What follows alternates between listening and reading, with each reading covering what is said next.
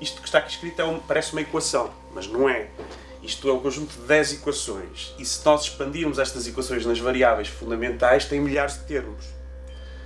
E esta equação está muito bem estabelecida, mas resolvê-la é muito difícil. Ok. E, por exemplo, quando nós vemos aquelas simulações de 2 buracos negros a coalescer e emitir ondas gravitacionais, está tudo contido nesta equação. Tudo. Só que resolvê-la é muito difícil. E a beleza desta equação é que ela é geometria. Isto que está aqui deste lado é geometria diferencial. É pensar no espaço e no tempo, uma espécie de contínuo, como sendo algo distorcido. E estas distorções, a sua dinâmica, a sua forma é que nos dizem o comportamento da gravidade. E isto é este lado. Este lado aqui diz-nos a matéria, ou seja, se eu meter aqui aquela câmara de filmar, ou o Sol, ou seja o que for, como é que então distorce esta geometria que vai afetar o fluir do tempo e a geometria do espaço. E depois a luz, por exemplo, segue os caminhos mais curtos, mas é num espaço curvo e, portanto, parece-nos que curva, mas de facto está apenas a fazer a trajetória mais razoável, só que no espaço curvo. Portanto, esta é uma equação de grande beleza estética. É comparável, provavelmente, a olhar para o teto da Capela Sistina, só que é mais fácil apreciar a beleza da Capela Sistina do que esta, porque há uma barreira técnica. É preciso apreciar o que é que o significado destes símbolos. Mas, por outro lado, quando consegue fazer, percebe-se que há aqui uma beleza, uma elegância que é quase inesperada. E, portanto, Einstein dizia que, num certo sentido, era religioso, que era perceber que havia um relojoeiro, não é? De alguma forma, e que fez este relógio tão perfeito e que bate tudo tão sincronizado. Isso é uma beleza. Não é uma religião cega de fé, é apenas apreciar a harmonia da construção, que aliás tem sido um guia para muitos dos desenvolvimentos científicos, alguns dos quais errados. Por exemplo, Kepler, bem, eu estou para aqui a alargar-me e não sei se é isto que a gente pretende, mas Kepler, no século XV-XVI, ele tentava explicar as órbitas dos planetas através de uma coisa chamada os sólidos platónicos. E havia um encaixe destes sólidos platónicos, são sólidos muito regulares, e um certo encaixe para ele explicava a razão das órbitas dos planetas, a razão do tamanho, porque é que, por exemplo, Vênus está mais longe do Sol, uma certa distância, do que Mercúrio. Ele não sabia bem os números, mas explicava dessa maneira, porque tentava encontrar harmonia, geometria. E isso tem sido uma constante. E Einstein deu um passo de gigante ao perceber que isto explicava bem certos fenómenos. Mas não só ele conseguiu explicar os fenómenos, mas como em qualquer teoria que se propõe, porque isto não é derivado, estas equações são postuladas, são propostas e depois elas são validadas pelo facto de serem confirmadas ou não pela observação e pela experiência. É assim, quando são teorias fundamentais, é assim. Não são derivadas as coisas, são postuladas. E Einstein postula isto para explicar certas coisas, que explica muito bem, mas depois tem outras consequências. Uma delas é a existência de buracos negros. Outras são as ondas gravitacionais. E isto é extraordinário, porque estamos a falar de 1915 e 1916, e foi preciso 100 anos, passados 100 anos, nós temos agora a confirmação e a validação e a concordância da comunidade como um todo de que de facto existem as ondas gravitacionais, de que de facto existem os buracos negros. Mas foi preciso 100 anos e é isso que nos deixa conscientes do quão à frente do seu tempo estava Einstein e estava a sua física.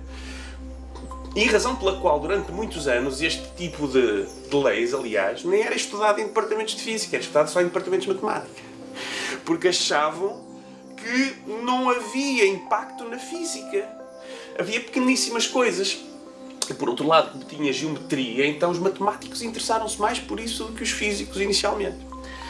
Mas aquilo que nos veio comprovar a realidade a partir da década de 60, 70 foi que, para explicarmos certas observações que entretanto os astrónomos começaram a ver, como por exemplo a existência de objetos que emitem muita energia, chamados quasares, que estão muito longe, era preciso explicar de onde é que vinha essa energia, e percebeu-se que tinha de ser matéria a ser muito acelerada, e era tão acelerada que tinha de ser um poço gravitacional extremamente profundo, ou seja, uma coisa a cair e por isso a ganhar velocidade.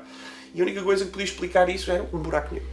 E então começou-se a perceber que os buracos negros não só existiam, mas eram extremamente comuns no universo. E, portanto, entre outros desenvolvimentos, foi-se acreditando que eles surgem do colapso de estrelas, é uma coisa muito normal para estrelas muito massivas, mas existem outros no centro das galáxias que não surgem apenas do colapso de estrelas, que são provavelmente a junção de muitos buracos negros pequenos e a acreção de muita matéria, e que são extremamente comuns. E o Prémio Nobel deste ano é precisamente sobre a comprovação de que no centro da nossa galáxia existe um tal buraco negro com uma massa de 4 milhões de massas solares.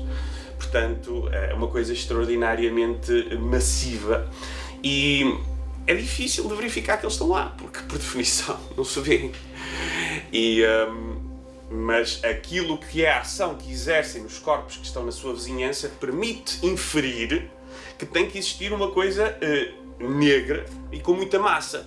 E o único candidato que temos na física, de facto, é o buraco negro. É um bocado aquela questão. Portanto, existe uma sala escura, parece um ovo. Se soubermos apenas que há galinhas e vacas, em princípio foi a galinha. Agora pode haver um outro tipo de animal que ponha o ovo. E neste momento o que a física nos diz é que os buracos negros são o objeto que nós sabemos como pode ser formado, que nós sabemos que é robusto dinamicamente e que explica as observações. Mas é um tipo de objeto que continua a ser misterioso, porque a relatividade geral explica, mas falha em explicar o que é que acontece lá dentro, depois de passarmos a sua fronteira virtual, que se chama o horizonte de acontecimentos. E aí entra toda a ficção, que é, será que é uma passagem para outra zona do universo? Ou será que somos inevitavelmente destruídos? O que é que acontece? E isso tem motivado imensa investigação. E, aliás, uma outra parte do Prémio Nobel 2020 é o trabalho do Penrose, que mostra precisamente que, de acordo com estas equações, quando se forma o buraco negro, lá dentro forma-se o que se chama uma singularidade. Ou seja, o destruir de toda a matéria, porque as forças, que chamam-se as forças de maré, a força gravitacional em pontos vizinhos, é tão grande que destrói um objeto, por mais pequeno que seja. E, portanto, o Prémio Nobel vem, no fundo, também dar ênfase àquilo que é o mistério dos buracos negros, ou seja, o facto que esta teoria, que é lindíssima, tem em si as sementes da sua própria destruição, a limitação. Diz-nos que existem buracos negros, e parece que existem. Por outro lado, diz-nos que ela falha, a teoria falha, na compreensão do que acontece dentro dos buracos negros, que nesta solução que está aqui, que é o primeiro buraco negro, acontece quando esta coordenada é r igual a 0. Para r igual a 0 temos a tal singularidade. E quando chegamos à singularidade, a teoria falha. Isto torna-se infinito em vários sítios. Esta teoria não sabe o que dizer e é preciso outra física. Isso tem sido o guia para muitos dos desenvolvimentos dos últimos 50 anos. É procurar, então, o que é que está para além desta teoria? Como é que podemos ainda melhorá-la? Mas tem sido um desafio muito difícil. E, por exemplo, teorias como as supercordas, que já ouviram falar, uma das grandes motivações é precisamente isso, que se chama a gravitação quântica, é perceber a gravitação em situações muito mais extremas ainda, que é, por exemplo, a distâncias muito pequenas. E vai ser não só importante no interior dos buracos negros, mas também para tentar descrever aquilo que chamamos o Big Bang, ou seja, o início do universo de acordo com a cosmologia padrão. Sabemos que o universo está em expansão, no passado foi pequeno, se foi pequena, a curvatura também foi maior, e portanto vamos ter uma coisa semelhante ao que se passa no interior de um buraco negro. Forças de maré a destruir tudo porque são infinitas. E aí também precisamos do mesmo tipo de melhoria a estas equações.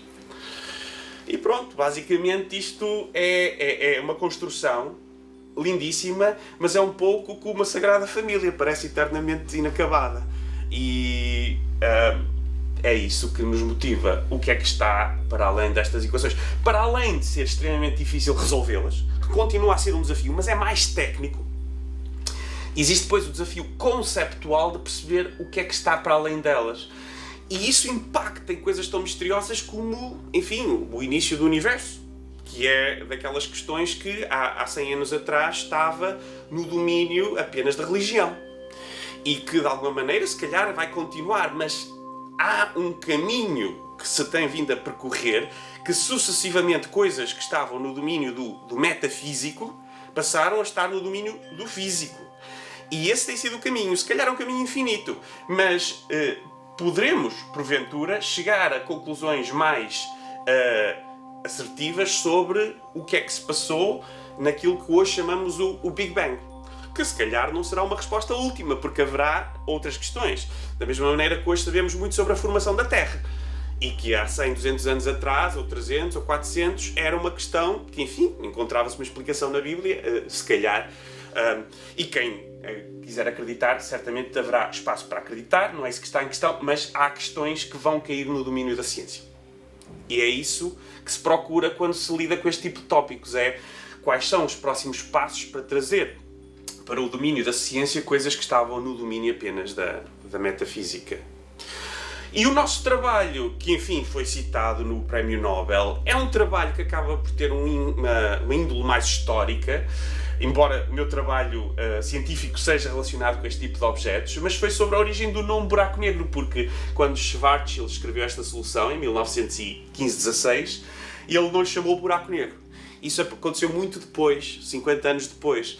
E de facto há uma história, porque o nome buraco negro, black hole em inglês, tinha uma conotação negativa, era considerado um pouco brejeiro, e portanto Wheeler, que é considerado John Wheeler, o pai da terminologia, de facto faz uma historieta que acabou por se tornar a versão oficial, mas que é uma historieta sobre como é que esse nome apareceu, para não dar o fardo da paternidade do nome que muitos consideravam brejeiros a ninguém. Mas de facto alguém teve de propor o nome, e foi um pouco essa a história que nós fomos cavar e que o Comitê Nobel decidiu citar, e que nos deixou muito honrados, até porque foi publicado numa revista portuguesa, a Gazeta da Sociedade Portuguesa de Física, uma pequena revista, e foi penso eu, um momento de glória para a Gazeta, e foi uma grande alegria para muita gente que durante muitas décadas tem trabalhado na Sociedade Portuguesa de Física, e em particular na Gazeta, sempre por carolice, porque estas coisas, mais uma vez, não se fazem para enriquecer, fazem-se por gosto.